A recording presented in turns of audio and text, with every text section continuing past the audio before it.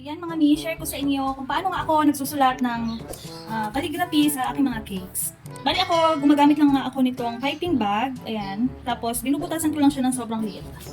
Sa pagsusulat nga dapat, kailangan nyo, kunyari, ito. Ang hirap mag-explain. Kailangan may diin at saka yung release ba.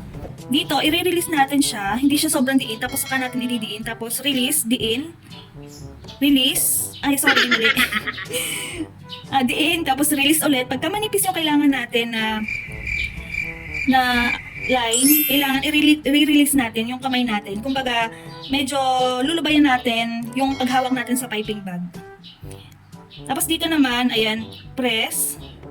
Medyo hindi maganda kasi yung icing ko. Tapos eto, release, hindi siya sobrang diin. Tapos press, tapos release ulit, press.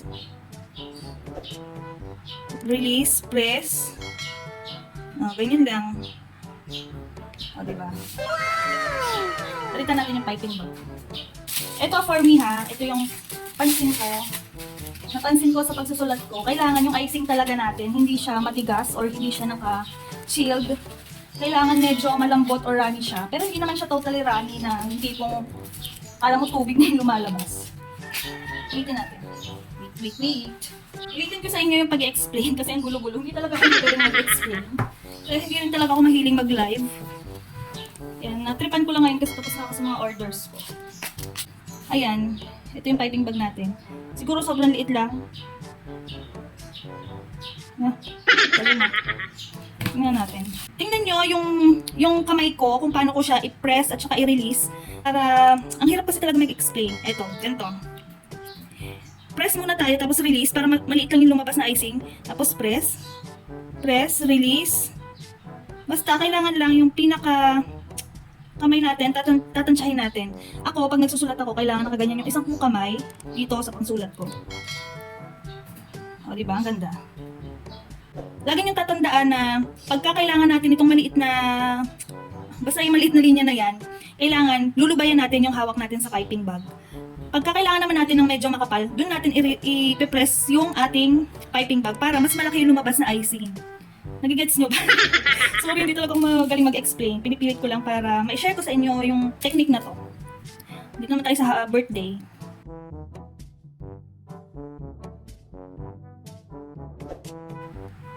Yan. At saka talagang dapat kailangan mag-practice tayo. Ako dati no, ilang practice talaga ako bago nga ako natuto. O, diba? Ayan, happy birthday. Pero minsan sa bento cake, hindi ko siya ma-achieve. Kasi sobrang liit talaga ng bento cake. Kalimitan na-achieve ko to pagka sinisipag ako. Or malaki nga yung cake natin. O, diba? Ang ganda. Practice lang ng practice para ma-achieve nyo yung ganitong calligraphy. Kay Ma'am RA at saka kay Ma'am Art Cake lang ako talagang nanood. Kasi sila yung magagaling sa calligraphy. Ayan. Ibang ano naman. Name ko naman. Ito yung icing na bagong mix. Ginaganyan-ganyan ko lang siya. Ang galing talaga yan. Ginaganyan-ganyan ko lang siya para ma-mix siya ng todo. Ewan ko, nasanay na ako na ginaganyan every time na magsusulat na ako sa cake. Oh, diba? Medyo maganda ang labas ng ating icing.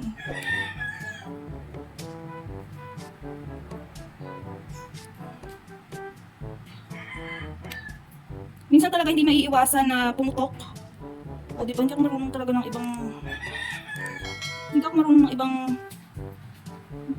ibang font or yung ibang letter, hindi ko alam kung paano ko siya mapapaganda.